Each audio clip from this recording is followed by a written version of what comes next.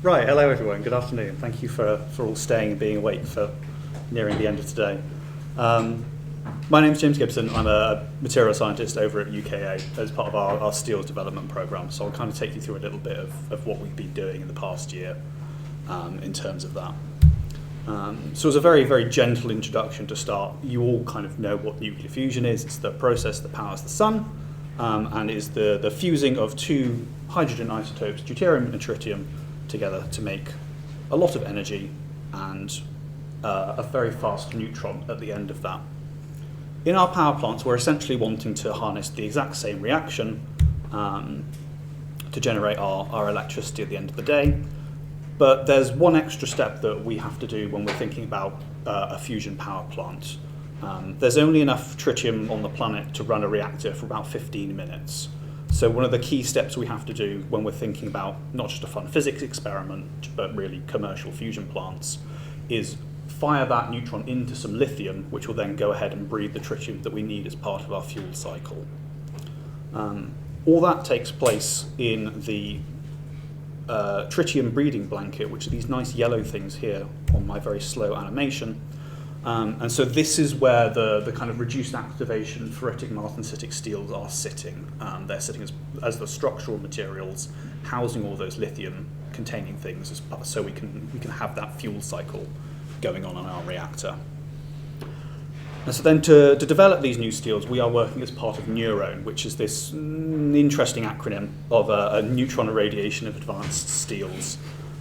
It's a £12.5 million program that's been going for about a year now, working with collaborators all around the country, both academic and industrial in focus. And the idea is essentially to start with a lot of alloy design to really understand the effects that go into making these new class of steels, and then scale that up so really at the end of the day we can deliver a large tonnage scale quantity of steel to industrial partners such as STEP so that they can build their reactor, and also deliver them this materials property handbook so that they understand what the properties of the steel we're giving them can do. And the reason we're kind of doing this in the first place is essentially an economic one. We need new steel because when we can have higher operating temperatures compared to our conventional steels that are going to build things like ITER and DEMO over in Europe, if we can push those coolant outlet temperatures up, we can get a lot more electricity out. We've got that bigger temperature delta, more thermodynamic efficiency. And over the sort of a plant lifetime, that represents, kind of back on the envelope calculations, £3.5 billion of extra energy we can sell. And that really can make the difference and kind of tip these plants over the knife edge of being commercially viable or not, by lieu of having that extra energy to sell. We also need them to have a much longer service lifetime, so they need to be radiation resistant and they need to be creep resistant if they're operating at 650 degrees for 4 years. We need to not have to shut our plant down every year or two to replace all the major structural components. And so designing these new advanced steels that can push that lifetime up compared to the conventional Eurofer reduced activation steels is really a key part of the materials development we need to do. And we also need lots of it, which is why we're looking at steels in the first place and why things like ODS materials, things like silicon carbide aren't available yet. We need to deliver thousands and thousands of tons of material in not very long timelines. The STEP prototype power plant wants to start purchasing these things in the next few years. And so we need something with an established UK supply chain to start delivering that material almost as soon as possible. So the kind of strategy we're employing is essentially a two-fold approach, trying to balance that high temperature strength with retaining enough fracture toughness that our power plants don't fall apart, which is always nice.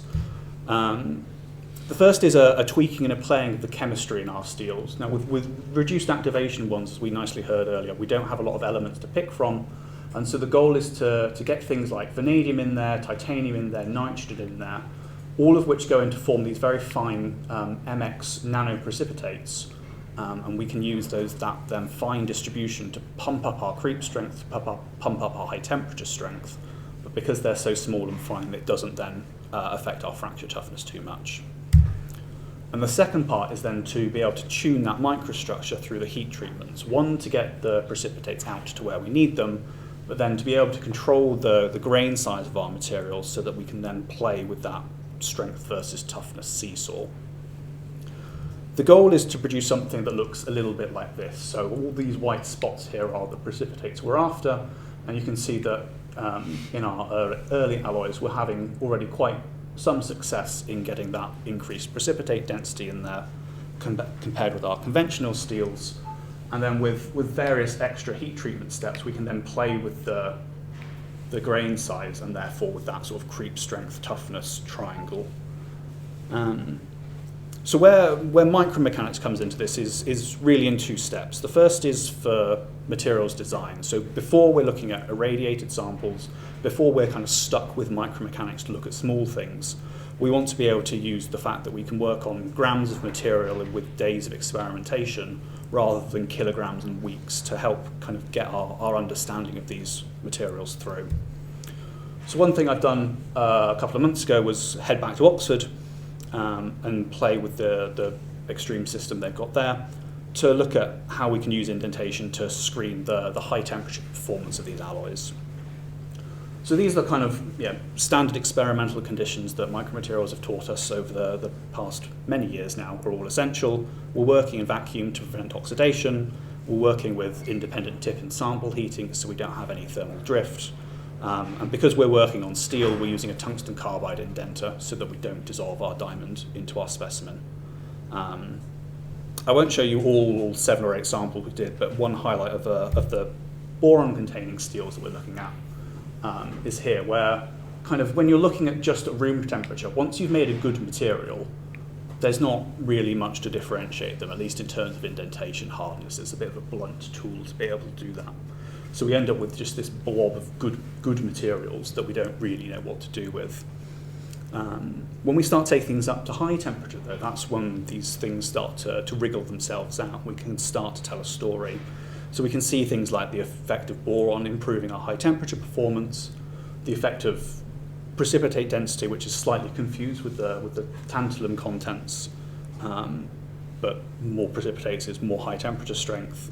And one fun one which I quite liked, which is the effect of tempering temperature. So at room temperature, that's the biggest gap we've got in these materials. When we anneal out all the dislocations in our material, the hardness of it drops, as you would expect. What's quite fun, though, is when you start heating that up, when you start getting towards in-service conditions, those two alloys are then lying on top of each other completely. And so this is a really useful thing to know. It's kind of obvious in hindsight that once your dislocations can climb, they can annihilate. But it's a really useful data point then that we can have for our next kind of stage of materials design. This parameter that looks really important at room temperature doesn't actually have a very strong effect once it comes up to high temperature. But it's not just strength we want to talk about, really. As I said at the start, really we want to talk about creep resistance. And luckily I've got a room full of nanomechanics people, so you don't give me dirty looks when I start talking about indentation creep. Normally when you present indentation creep, you get very, very loaded questions like the one at the top, basically calling you insane for even suggesting that doing something in a day with a very sharp Berkovich indenter can replicate something that happens in 6 months on a tensile sample. And that's fair. I don't think they're ever going to give engineering data. I don't want anything built using indentation creep experiments as engineering data. But what I think is a better question to be asking is, just like we can use hardness to kind of screen for yield stress changes, are there windows where we've got similar creep mechanisms going on underneath our indenter as we would do in the real test, such that our indentation creep can then inform our alloy design process? And what sort of windows of methods and test temperatures can we play with to get into that? So what I've got then is a comparison from those high temperature tests you've just seen at 650, just with a constant load hold, the kind of standard indentation creep that we've all been doing for a long time. This then obviously is at high temperature, but we do have a stress relaxation process, so we're not at a constant stress during our test. What we can compare that with is the constant contact pressure method that the group of Karsten Durst developed a few years back, where you can control your indentation creep test via the contact stiffness, hold the stress constant, but we're only able for doing it at room temperature. So we can have a play and see what differences these make. That doesn't work. So these are the right answers that we're trying to compare with. These are macroscopic tensile creep data on the alloys we've been looking at, courtesy of my colleague Jack. And essentially there are 4 hypotheses that we need to probe with our indentation creep data to see if they're coming out realistic. We're looking for slower creep, more creep resistance with more tantalum and with more boron. We've got very fine grain sizes in these boron-containing steels, so they actually should be worse than our conventional steels in this iteration. And then finally, a class of steels I haven't talked about with oxide dispersion strengthening in them give extremely low values of creep resistance, and so we should be able to pick that up with our indentation test as well, hopefully. And you see, when we look at even the kind of standard creep data, we actually hit a lot of these markers fairly well. These are bad creep tests, even given that they're indentation tests. These are 10-15 second hold periods, so they're not long ones where we would expect to have established any secondary creep whatsoever. But even so, with the exception of maybe the effect of that tantalum addition, our green arrow here, we are picking up a lot of those effects that we see on the macro scale here on the nano scale as well. And we see similar kind of good bits and bad bits when we look at that constant contact pressure method as well.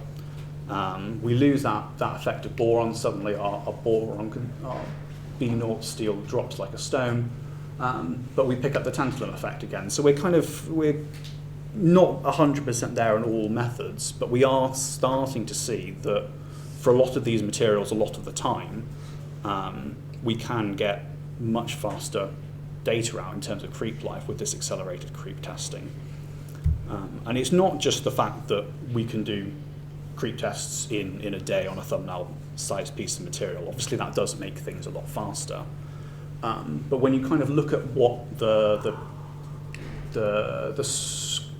strain rate is as a function of that applied contact stress, we see that we aren't changing deformation mechanisms as we go through those strain rates. And so down to sort of 10 to the minus 6 per second, which is down about here, which really truly is a creep strain rate, we are, for these materials, having fairly constant deformation mechanisms. And so actually we can perform extremely accelerated creep testing, whack it indents at a few different strain rates, take half an hour and save ourselves 3 months of work.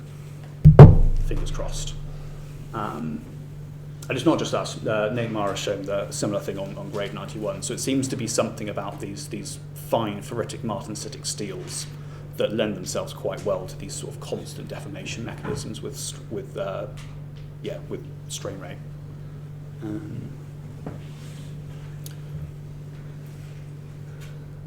Where we're also playing about is for materials assurance. So when we're trying to convince people that we know what we're doing when we want to build a reactor, the normal game is to say, well, this is our environment, we put our materials in it, and they've survived, therefore they're safe. That falls down very early with fusion power because we don't have a fusion environment to test our materials in. And so the approach we're having to make is to essentially demonstrate that we're really good scientists and we know what we're doing. So when we say it's safe and we say we've got all this understanding of radiation damage, we can kind of demonstrate our knowledge that our materials perform well. And there's a lot of different irradiation mechanisms within a blanket. It's got a very big temperature gradient from the front nearest the plasma right down to the back where it's got its cooling channels in.